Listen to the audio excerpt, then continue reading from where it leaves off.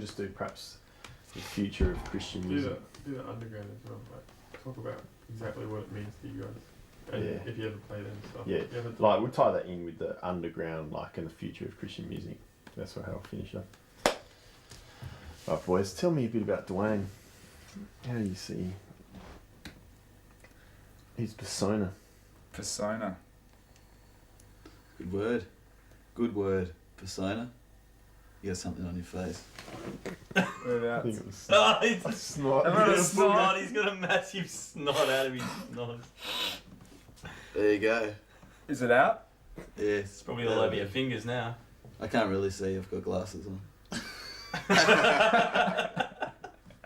Oh, there was something there. I saw something flipping around. Dwayne's the metronome of the band, being the drummer, and We also call him Sticks. the sticks. No, he's affectionately known as Grandpa Dwayne. Yeah. He's that's Even though you're the oldest in the band. yeah. Yeah, but we still... Well, it's kind of like the unspoken nickname of him, really, isn't it? Yeah, mostly.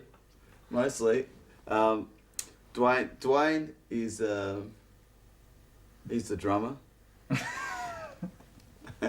This is quite difficult. Yeah, difficult. What do you want to say about Dwayne? Haircut. I suppose Dwayne's live with really him. he's horribly Waff lives with enthusiastic him. kind of dude. Like he loves getting excited over things, and he loves his he loves his gadgets. Like he just loves them. Like there's always something new that he's buying, you know, or some little scam that you see. He's got his like little digital camera all around the place, and it's always rather amusing. An like iRiver, and he's always saying like stuff What's like his he'll just be favourite walking catchphrase? past like a shop, and he'll go, "Oh, I'm gonna get one of those," or I've got one of them," or something like this. And Langy and myself, we always like have a massive chuckle over that because it's just the catch cry really of Dwayne. Yeah. If Dwayne had a lot of money, he'd have a lot of things. No, but it's a good thing. I think us lads, we all like gadgets. You're the biggest gear slut here, I reckon, Wolf. We can't say that stuff on camera, I don't think. Gear pig. Gear pig. You're the biggest gear pig here, Wolf. Yeah. You got all sorts of gear. But what Dwayne? He also likes the scam. Does Dwayne? Really enjoys the scam. If he can get in something for free, or can get something for free, he's most in. I reckon that he's more excited about the scam itself, rather than the actual carry-on effect. You know, of actually going in. Like if there was a gig that like if he could go and meet the Queen, but if he got something free at the door, that would what he'd be there for. Rather than for the handshake, it wouldn't be that. It'd be the free little pack of goodies at the door. Like, and if there's a free book about pregnancy or something at a church meeting, he'll be up the aisle and he'll be getting that. I remember. Just in case. Yeah, just in case you fall pregnant. I don't know. You know. That's Dwayne. That's Dwayne. In a nutshell. Tell me more about Wolf. Woff's Is that his real name? Yeah. Wolf, that's his real name. He's got a nickname, Adrian. Strangely these days are liking Adrian more and more. It's like a novelty to hear Adrian, so that's why I'm enjoying it more. I think Woff That's comes he from. doesn't hear it from his mum anymore. I think traditionally Woff comes from waffle. He has a tendency to just talk to ramble on, and we've got a saying in the band that if Wolf starts talking too much, we just say, Wolf, I think you just like the sound of your own voice, and I think you just like making noise. Which I do. No, that's Woff is probably the one that's in the technical side of things in the band. He's usually the one that's playing with the sounds and working our PA and trying not to destroy our ears in the same time. As we said earlier, he's got a lot of gear. He's got himself. He's gradually purchasing more and more, isn't he? More and more. Every time we come to practice, there'll be a new mic or something that he's bought. He'll go, "Oh guys, look at what I bought. Look at this. Look what I got off eBay. Look what Woffy's got." Yeah. And he's always big time into the scams as well. He loves his eBay scams, and he'll always come and he'll give me a call on some afternoon and say, "Hey Dwayne, I found this really good deal on eBay. Oh, do you want to buy a few mics? You know?" And He'll be. I think for WOF's sort of helped out with a lot of our engineering and that sort of stuff, which has been good, and he'll be a valuable resource for when I get my sort of home recording set up, which I'm sort of working out at the moment. So rather than me having to go through all the trials and everything, I just like bring it around and get WOF to show me how it all works. WOF is unpredictable. You're never quite sure what's going to happen, which can be a good thing. You never know what's going to come out of him guitar wise, in terms of when we're writing music or whichever. And he's perhaps the sensitive one in the band as well. Perhaps that's what I'd like to think. He's perhaps the one that keeps us all being nice to one another at times when we don't. Because Sam's probably the harsh one, the bass player. Yeah, he's got this. What's his motto? You got to be cruel to be kind, or what is it? One of those. He was such a nice boy before he joined the band, and like within a 2-year period, 1 year period, he's just turned into an absolute animal. Just went through puberty, you know. Yeah, I think he's taken all our bad habits and just amplified them. Like you look at him sometimes, and you just got to shake your head. Like there's no other thing that you can do. So, but he's an awesome guy. WOF plays the guitar, and he's developing his guitar skills as we speak. Hopefully practicing after this interview, and that's about all I've got to say. No, he's a genuine guy. I think he's trying to get all his gear before he gets settled down gets married with a lady, because then he feels there will be constraints upon what he's allowed to buy, and I guess maybe there was some kind of something speaking to him when we looked on eBay this time, and I told him how someone was selling gear on the internet, and they said just in order to prevent their marriage from going through some uncertain or dramatic times, they had to sell off a lot of their gear, because I think this guy had spent too much time and money on his gear rather than on his wife. Maybe a few too many microphones and not enough flowers and that sort of thing. You know? Got to get in now, lads. For the. That's what you've got to do. Something. Yeah. And of course, Alfie. Andrew Lane. Andrew. What can we say about Andrew? It's hard on the spot, isn't it? The history of rock and roll. Well, he's the married one, really. Yeah, he is. He's the head of the band. He's the front man.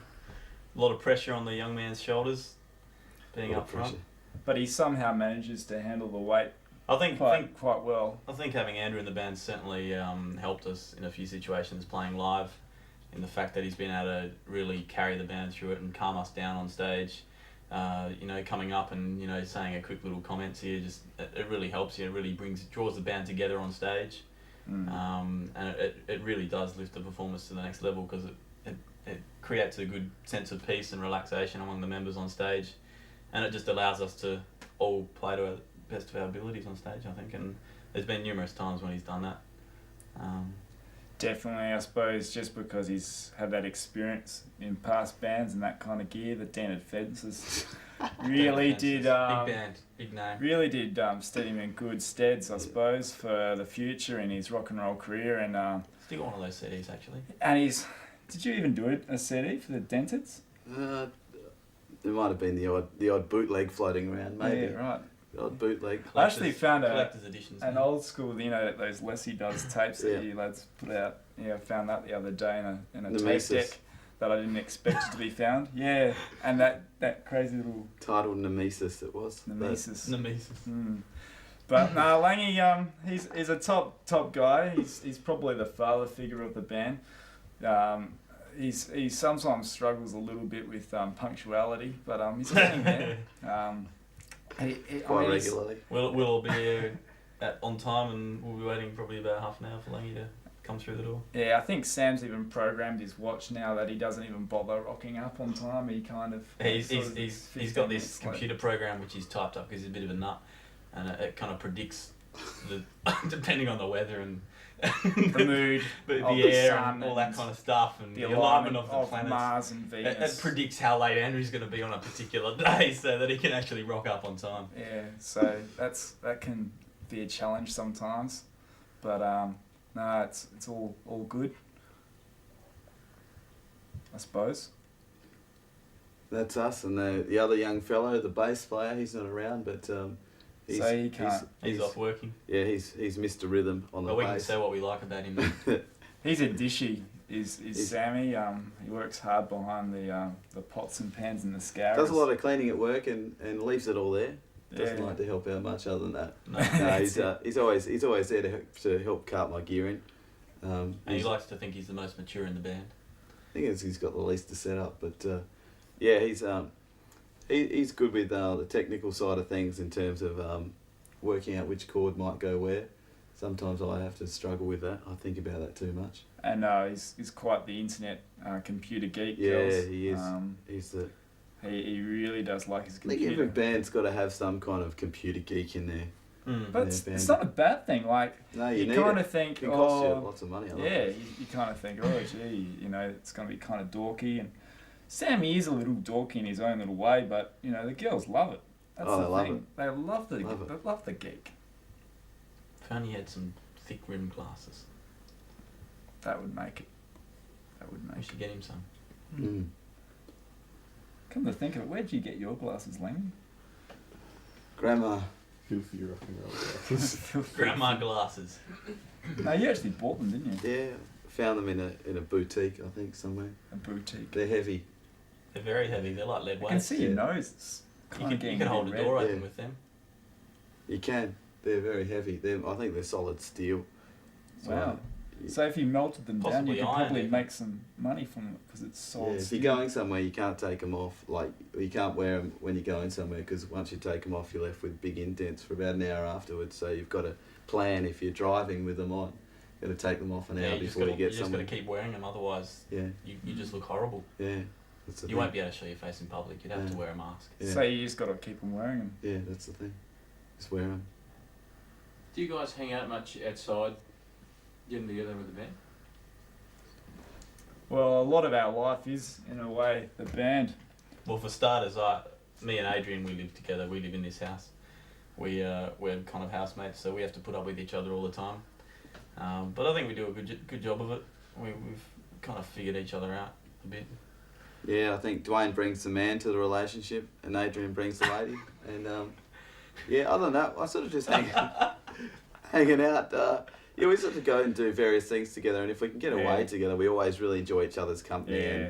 And I guess we feel like we've got a lot of the same. Especially with our faith, we've got a lot of that connectedness there initially, but on a sort of a personal level.